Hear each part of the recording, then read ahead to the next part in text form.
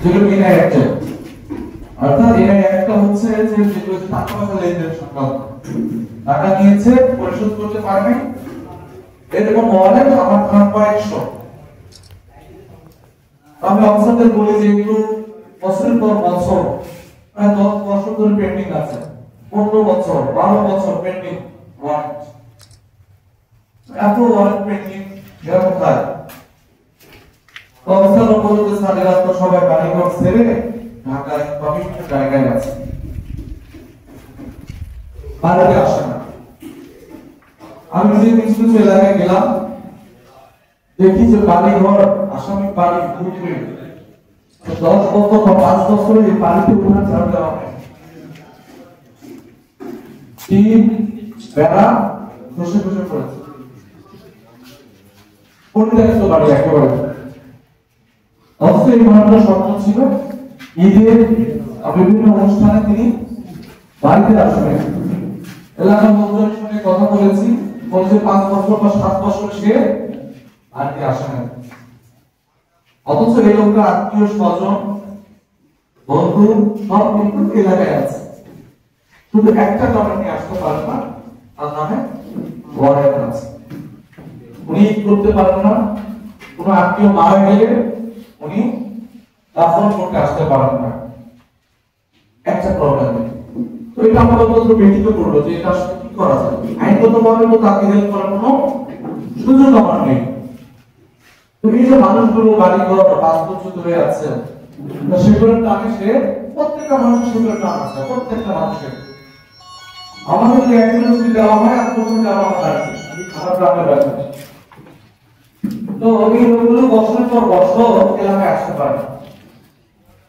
তো যাক এটা নিয়ে কি করা যায় ভাবছিলাম। তো সৃষ্টিকর্তা আমাকে একটা পথ করে দিলেন। একদিন আসাদ ভাইয়ের সঙ্গে আমার একটা কথা হচ্ছিল, তো ভাইও ঠিক সেম থিঙ্কিং। উনি বলেছে ভাই আসলে আমাদের এই এলাকার মধ্যে একদম দাদনের যে রাহুল গ্রাস, এটাতে একেবারে ভয়াবহ অবস্থা, সামাজিক বন্ধন ছিন্ন হয়ে যাচ্ছে, লোকজন বাড়িঘর ছাড়া, এবং এটা এমন একটা ভাব যেখানে একটু বের হয়ে আসা প্রস্তুতি প্রস্তুত।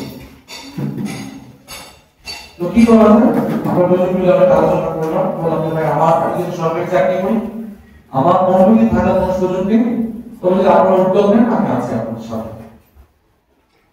এই দিন মঞ্চ চলা শুরু, ভাই অনেক শ্রম দিয়েছে প্রাথমিক ভাবে, এটা নিয়ে ওনার ক্লাবে প্রেস ক্লাবে এখানে আলোচনা হচ্ছিল। অনেক ভালো ভালো বিজ্ঞ যারা সমাজ নিয়ে ভাবে, যারা রাষ্ট্র নিয়ে ভাবে, এইসব সমাজপ্রেমী রাষ্ট্রীয় প্রেমিকদের অবদান প্রত্যেকে তাদের একটা প্রচেষ্টায় কমিটি গঠন করুন এবং কাজ শুরু করুন প্রাথমিকভাবে।